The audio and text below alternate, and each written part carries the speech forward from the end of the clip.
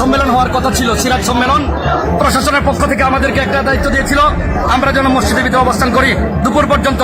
দুপুরের পরে আমরা মাইক দিয়ে আলোচনা করব, সিরাজ সম্মেলন করব।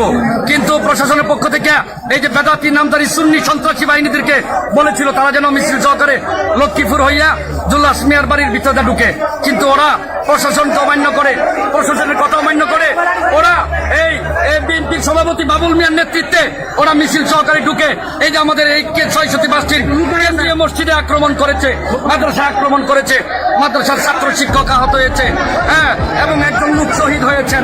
আলহামদুলিল্লাহ, একজন লোক এই বেদাতিদের সন্ত্রাসীদের আক্রমণে একজন লোক শহীদ হয়েছেন। এখন আমাদের আর্মি বাহিনীরা আছেন, সেনাবাহিনীরা আছেন, আমাদের পুলিশ প্রশাসন আছেন, ওরা ব্যবস্থা না করলে এই শক্ত হতে প্রতিহত করা হবে ইনশাআল্লাহ। এই ৬৫টির মাটিতে কোনো বেদাতি করতে দেওয়া হবে না ইনশাআল্লাহ।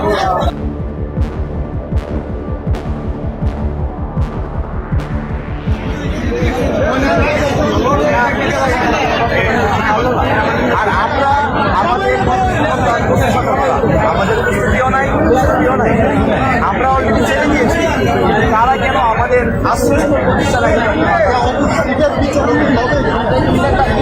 আমাদের সবাইকে একসাথে করবো। এখন আপনাদের যদি ছেড়ে দিই